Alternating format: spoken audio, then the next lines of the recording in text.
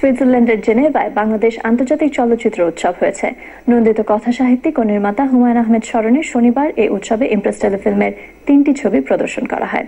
বিশেষ প্রতিনিধি নাজমুল হাসানের রিপোর্ট।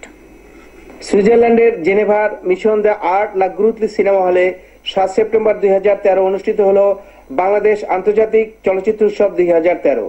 নন্দিত কথা সাহিত্যিক হুমায়ুন আহমেদের স্মরণে আয়োজিত এই চলচ্চিত্র উৎসবের সার্বিক তত্ত্বাবধানে ছিল ফেস্টিভ্যাল ইন্টারন্যাশনাল দে ফিল্ম দে জেনেভা।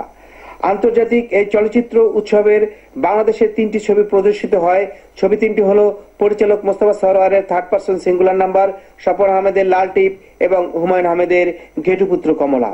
ফিফকোর সাধারণ সম্পাদক মিস্টার সুফিয়ানের সভাপতিত্বে এবং শামীম শাহেদ ও তনিমা হাদির পরিচালনায় অনুষ্ঠানের প্রধান অতিথি হিসেবে উপস্থিত ছিলেন গণপ্রজাতন্ত্রী বাংলাদেশ সরকারের মাননীয় তথ্যমন্ত্রী হাসানুল হক ইনু।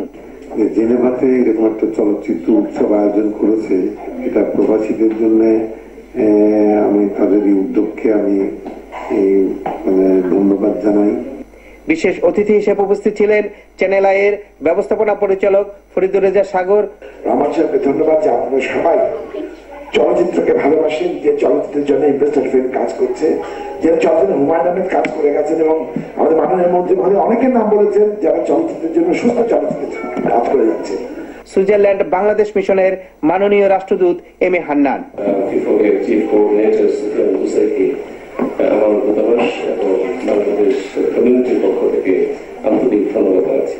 শুভেচ্ছা বক্তব্য রাখেন ফিফকোর সদস্য খলিলুর রহমান, বাংলাদেশ ক্লাব জেনেভার সভাপতি ব্যবসায়ী আমজাদ হোসেন।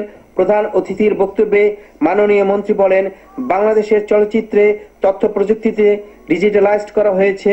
এফডিসি নিয়ন্ত্রণে আধুনিক চলচ্চিত্র নির্মাণ ও প্রশিক্ষণ ইনস্টিটিউট আর কিছুদিনের মধ্যে চালু হবে বলে তিনি প্রত্যয় ব্যক্ত করেন।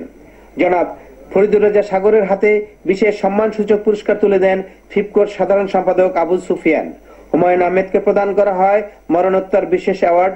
নাটক চলচ্চিত্র শিল্প কলাকুশলীদের মধ্যে নুসরাত ইমরতিশাকে সম্মানসূচক পুরস্কার প্রদান করা হয়। পুরস্কারটা পেয়ে খুবই ভালো লাগছে, এটা আপনাদের উদ্দেশ্যে।